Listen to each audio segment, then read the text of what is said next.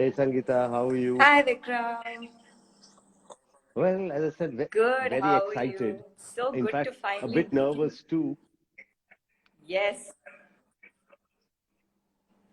No, no, not at all. In fact, I'm very excited to chat with you, and I'm so happy that I finally get to Thank you virtually so meet much. you and Likewise. have this conversation. I'm just going to open a door here so that the echo there will So, get a little reduced. I just give me a second. Yeah. yeah. We're just gonna give it a few minutes. Yeah, no worries. We're just gonna give it a few minutes.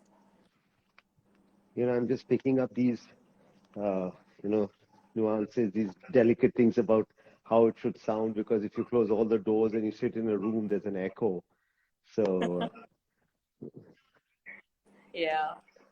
No, no, you sound perfectly yes. fine. I hope I'm I, audible enough for I, you. I can hear you loud and clear. All good. Okay, great. Okay, guys, before starting, if we're audible, can you give us a thumbs up in the comment section so we know you can hear us and we're not just talking to ourselves?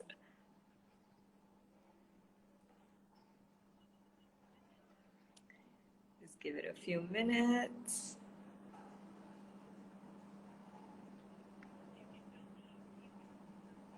If you can hear me, please give a thumbs up in the comment section. Oh, thank you so much, Kiran. Hey, Thank you, Roger. Anand. Yes, my Okay, friend Roger great. So we're Warren is audible. there. Yeah. Yes, we're good to Nice. go. Great. Okay, great. So everyone can hear us, everyone's coming in, so we can get started. So, welcome everyone to another book talk session. This time we are talking about our latest book, Look Ma No Hands by Vikram Agnihotri, and we have the author with us, Vikram himself. He's right here. Before getting into anything else, I just want to give a quick introduction about Vikram and also talk a little bit about the book. So, Lukma No Hands is Vikram's life story. Vikram is the winner of the National Gaurav Award in 2017. He's also won the Coven Care Ability Mastery Award in 2021, and he happens to be India's first bilateral amputee. He holds a driving license and is a car rally driver. He's a swimmer, footballer, so much more. He's an entrepreneur. He runs his own non-profit, which is Vital Spark Welfare Society, and he works with Winners in Life Foundation as well. And he does a lot more, which I really wanted to pack in. But I feel like if I go on, Vikram's list of achievements is just so much. But it's just so incredible to have him here. So Thank you welcome, so much, Vikram. It is Sangeeta. so As I good to said, be I'm here with really you. looking forward to, the session and, of course, the Bangalore Literature Fest and the launch of the book. Of course, yes, we will come to that for sure. But before getting started, I thought it'd be great to kind of talk a little bit about the book, and what better way than to have the author himself, talk a little bit about it. Would you like to, Well, this tell the book audience what the pretty book is much about? covers that very critical period of my life, which was post the accident. I don't know if I can divulge or I should share, but I had met with this accident in which I lost both my upper limbs at the age of 7. Till the age of 7, I would say, like a very normal childhood, like any other uh, kid. But then I came in contact with 11,000 volts, 11 kV, and in the process, both my hands were charred and completely, they had to be amputated.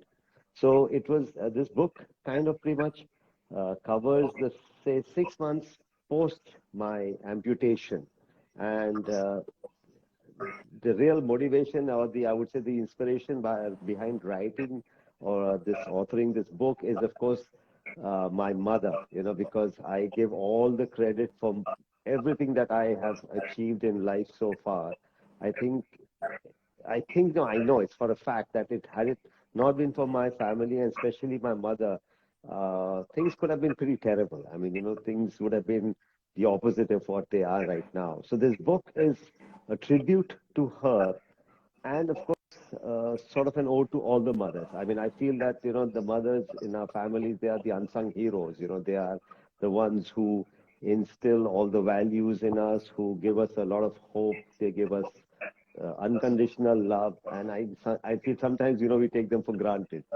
So this is a small token Yeah. of my appreciation, gratitude towards my mother, whom unfortunately I lost in 2019 due to some tragic circumstances. She passed away. So this book has come about post her, I would say, passing away. And well, so as I said, this book is pretty much, like I said, it's a tribute to her and her efforts.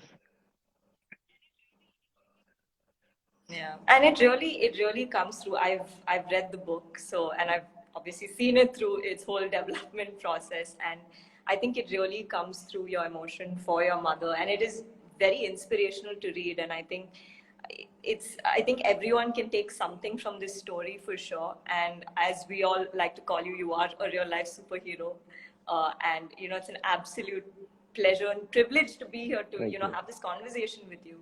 So just to kind of dive right in, I think the first thing I do want to ask you is, um, what sort of motivated you and inspired you to write this? Yes, it is an ode to your mother, but I think when it comes to personal stories, and especially in this manner when it is sort of an autobiographical account, it can be Yes. a bit challenging to put it out there.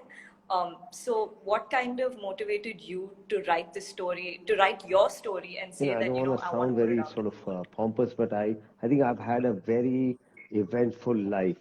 I owe it all again to my accident. I owe it all to my challenge. But my life's journey, as the proverb goes, like, that life can be stranger than fiction. I think that goes for my life because the kind of Yeah. experiences, the kind of, I would say, what I've gone through in life, uh, it's very difficult for people to even digest or even comprehend. So I felt that this is something that I needed to share, and especially with my favorite, I would say, audience, that is children. I feel that kids, I love kids. I mean, and they love me back. They love me so much. And, kids have so much curiosity. And I feel that if you can instill that courage, that, motivation in them at this young age, then I'm sure they will all go on to be like, superheroes, and they can actually, I would say, accomplish anything. So that is again why I chose Yeah. this segment, is because of my affinity, I would say, my love for children. And of course, I think we've all pretty much grown up reading such kind of books. Our parents are, they've read such books to us, and they've inspired us. They have stuck with me. Those graphic images, pictures, even after so many years, are so sort Yeah. of fresh in my memory. So I guess all these Hmm. reasons, I would say, prompted me to come up, of course, with this book, and that too in this format and for the children especially. And Yeah. see, this book is not just about, it's not for the children only. It's also, I would say, for the young Yeah. parents, because a lot of stuff that I've depicted in the book is what my parents, the steps they took to rehabilitate me. So I think there's a lot of takeaway for young parents also. Yeah. No, for sure. And it really comes through. And I think something just to kind of take away from what you said about it being a graphic novel, right? Which I thought was a very interesting choice in terms of portraying a story. And like you mentioned, of course, those images kind of stayed with you as a kid in terms of books and content you were consuming. But even then, how do you kind of come to this decision that, okay, I kind of want to tell my story through a graphic novel? Because this is you Very could have true. written it as a chapter book, for instance, or anything else, but you still Yes, chose yes. this kind You of route to tell this. So I'm just know, wondering what kind of drove you to if I take look at that decision. myself, I'm also a man of more of action than words. I'm somebody who's always like, Okay. done stuff. Like if you look at it, like whether it's swimming, playing football, driving. So I believe a picture is worth 1,000 words in the true sense. I would rather let the pictures do the talking and That is very not bore people with a lot of words. And what pictures also tend to do is that they leave a lot to your imagination also then. Then you when you look at a picture, and especially again the yes. segment that I'm hoping to inspire the kids already have a very, I would say, a very wild imagination also, and the kind of things that they can Yeah. imagine are, I think, we lose that as we grow older. Unfortunately, we all lose that fantasy-like quality, like that. So I felt that by coming up with animation, and I don't know whether it's old school. I mean, I always believe in like things being done the good old-fashioned way. Uh, like look, a lot of people came to me that why don't we come up with an e-book or come up with some kind of a animation series or things, because the general conception is that kids today don't like to read books, and I feel by not printing a book, I think we are just going to add fuel to the fire. I mean, we're just going to make things worse. So, so I think we need to come up with That is more very books, true. and we need to, like I said, instill that quality in children to read as much as possible. And I just felt, and somehow I feel like through animations you can depict more emotions also. I feel you can. There's a lot of options True. that you can play around with, and I think I was very fortunate to find a good animator who translated, my emotions and my thoughts quite, I think, well, I think. So, I don't know. I didn't think of anything Yeah. else, but like, this is what I wanted. Over the years, I think I have developed Yeah. this, again, I would like to call it a quality, but then a lot of things happen in my mind with such clarity that it's just a matter of just putting it on paper then. It's like everything has been thought out, right down to the last detail. Just like the title, and the title just came to me, Look Ma, No Hands. So, Look, Manohar. well, and It's a very some powerful a lot of title, people I must initially say. felt that it's a very negative, and how can you like because I said for me this again this was something that I could hear people whispering or echoing, and like when I walk through or wherever I go, people talk about, oh look, there's a guy without hands, so it's somewhere in my mind that that's the words are like there, yes, like, so it's more The about phrase. taking that and being proud of the fact. I would like to believe that it's more of pride that look, I mean, I can do all this without hands. So And it definitely, it comes through. In fact, that's something I really wanted to mention because even the way you've written the story in the book, at no point is there any kind of sort of self sympathy. If anything, you're actually very empowered during the story. And I think the way, you've spoken about your family and the way people have really come together and given you that sense of, yes. agency is just amazing, in the story. And that really comes through, which kind of then brings me to my next question is, because obviously in the book you do talk about inclusivity and what Mm-hmm. integrating into society was like for you. So I was just wondering, what are the experiences you had during your childhood while growing up that made See, you again, feel I think really accepted? when I met with this accident, the word inclusion or inclusivity was alien. I mean, nobody had even heard of that terminology, and there was no concept. Uh, so my parents definitely had to struggle to find me that place in society where I could be treated as an equal, or like, as I've also mentioned in the book, that after my accident, because I was still in junior school and schooling was very important, coming from a service class background. So, but then again, they were very adamant that I will not go to any special school because, see, unfortunately, it is not a question of they created a false, like a bubble around me, but then sometimes, not focusing on the problem also helps.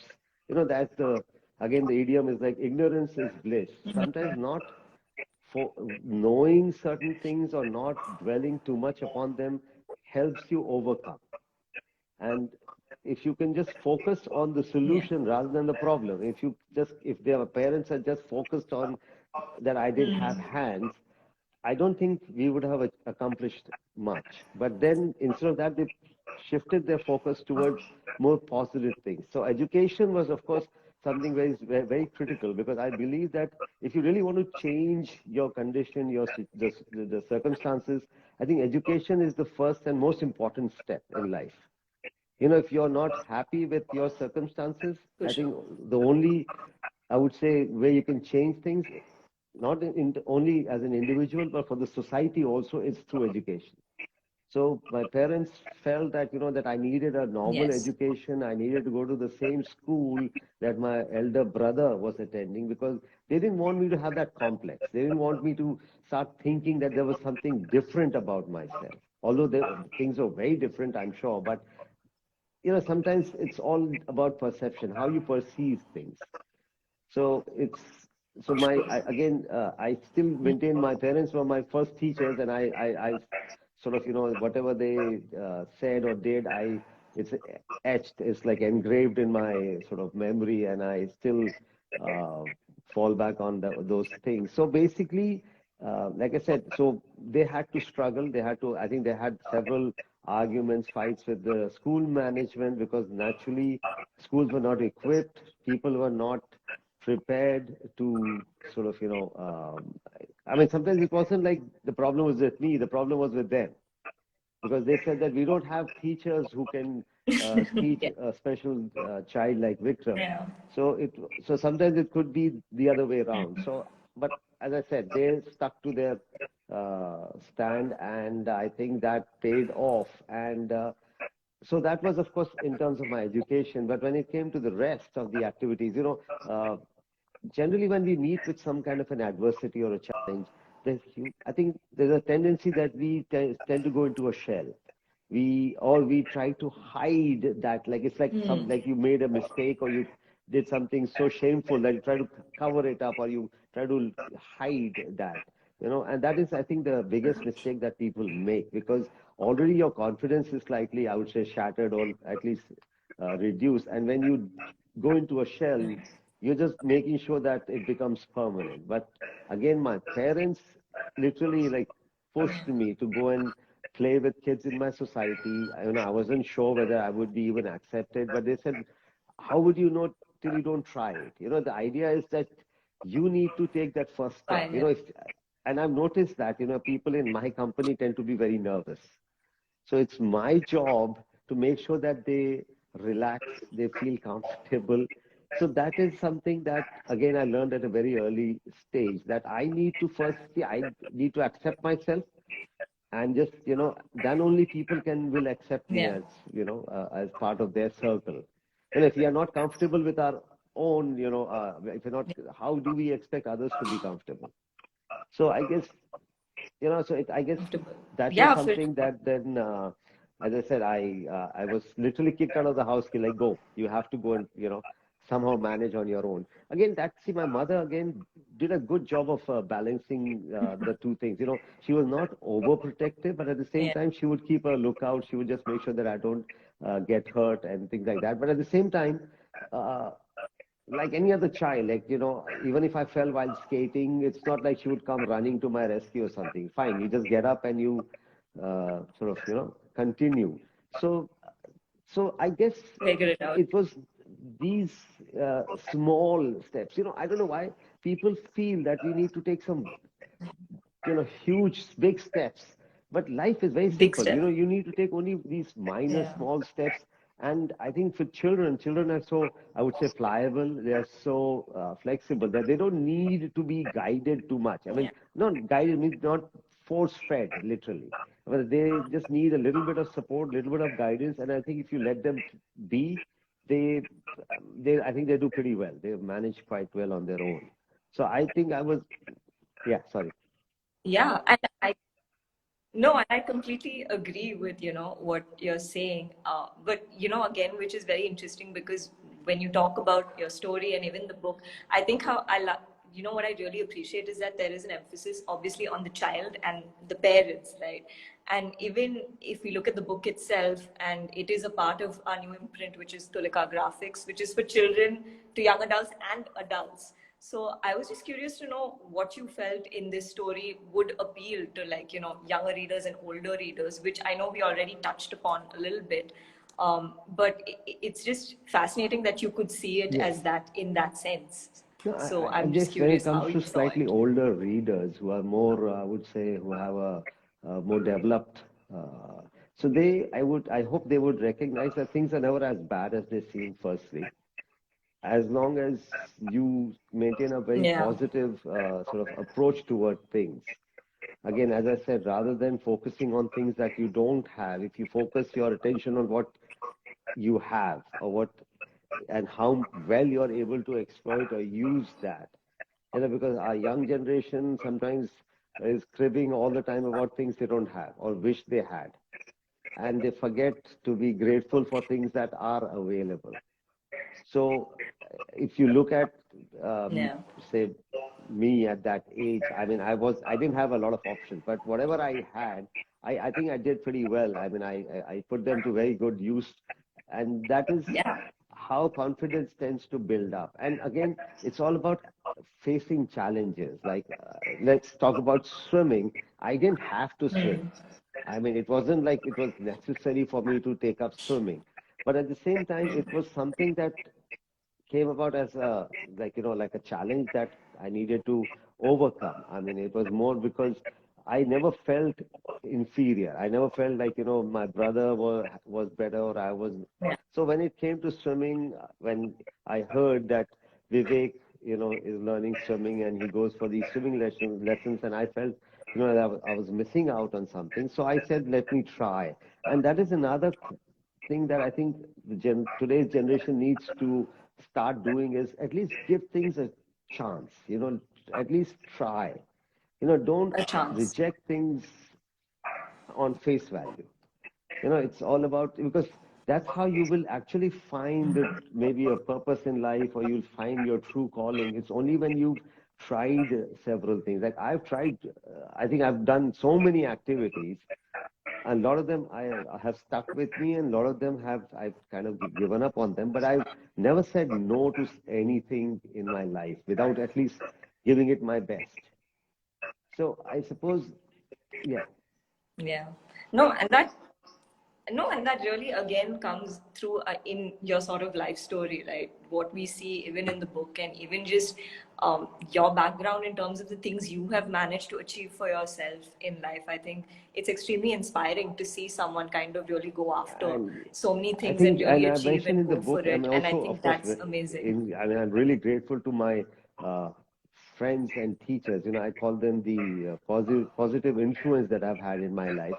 I mean, many things have not, they've Yeah. come from my suggestions, have come from my friends, or the kind of support I got from my teachers. So I think, I feel that uh, one needs to have motivated friends or people who are, in a way, who are motivated and who motivate others, rather than, having people who are themselves not in doing anything. And, it's like, and they would make sure that you also don't sort of, indulge in any activities. So I am really grateful for all, I mean, so many activities. I mean, I can uh, come up with so many of these achievements that were actually not my original ideas. I'm being very frank about it, that had it not been for my friends, I don't think many of the achievements would have been possible. So I think we need to have such people around us who are motivated. Yeah, and more power to you. And of course, I think everyone who has been a positive influence on your life for sure. So, we're kind of coming towards the end, and, there are these last two questions I want to ask you. So, the first one is, you do a lot of impact driven and awareness driven work for, the disabled community and specially able community. So, I'm just wondering what your philosophy is then while working, in terms of So creating impact and awareness for this. again, as I said, I don't consider differently able person and an able person any different. If you think about it, I think we have a lot of similarities. I mean, more similarities than differences. And what really irritates me is when people show sympathy rather than, uh, I don't know why our society has always looked down upon differently able people and have always thought of them as as becharas and shown pity. And I think that is not what is, it is in fact very harmful. When you show pity, you actually make Yeah. that person into a real, I would say, handicap, because that person then starts believing that. And then he starts looking towards other people for help instead of Yeah. becoming self-reliant, self-sufficient. Differently able people, again, just need a little bit of support. They don't need your sympathy or your pity. Yeah. And I personally believe that I think they can be a very strong contributing force in our society, that, if they are empowered. So all they need is 100%. some, maybe some skill 100%. development or, some kind of support. So the basic role of my foundation, my society, is to empower people. I just want people to realize their, their capabilities and their talent. And of course, we work more as a conduit, like a bridge between the administration, because I'm part of several forums, several societies. So sort of, we're sort of helping in policy making, and trying to facilitate, sorry. Yeah. And as I said, inclusion. I think that is, we don't, I mean, say, Divyang, Divyang is the word, I think, that, I don't know if you're familiar with. Divyang is the latest nomenclature that has been given to differently able people. So I think, so basically, I think we Okay. just want a chance to prove ourselves, in the sense, we don't want anybody's sympathy, Yeah. just an equal opportunity to prove Yeah. ourselves. And I think that is what the role of inclusion should be. Yeah. And And I just want to mention here, because this is something I didn't mention in your intro, but it's very much there in Vikram's bio in the book, that he did advocate for an amendment in the Motor Vehicles Act. So now there are many people from the differently abled community who can go out and get their licenses. And again, more power to you and the work you're doing and just the life you're living. Honestly, more power to you.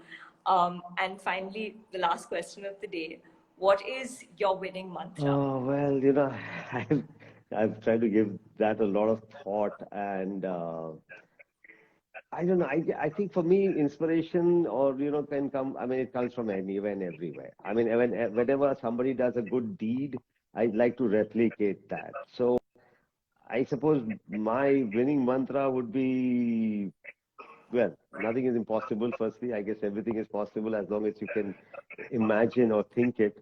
And well, I guess I'm just grateful. I'm just in gratitude for everything, and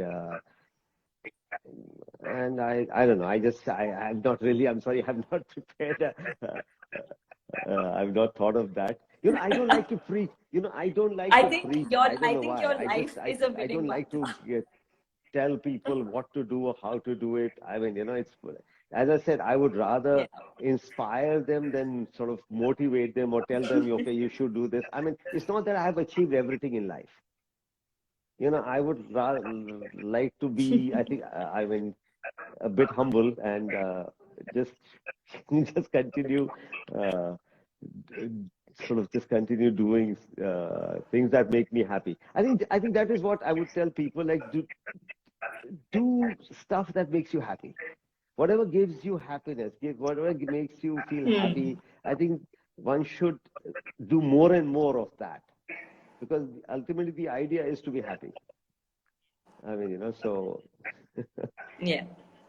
And that's no, and that's a very wonderful note. And on that lovely note, we have now come to the end of this session. But Lukmano Hands is out now, so please go you can place your orders on the website. The book is officially launching at the Bangalore Literature Festival on December 4th. So you can catch the launch there. Vikram will be there launching the book himself. So if you're in Bangalore, you're visiting the festival, do drop by, go say hi to him. And thank you The so much for pleasure is being here, all mine. Vikram. It's Thank an you so much, absolute Sangeeta. It was pleasure lovely talking talking to to you. you. Bye-bye. Thank you Bye. so Take care. much. Bye. Take care.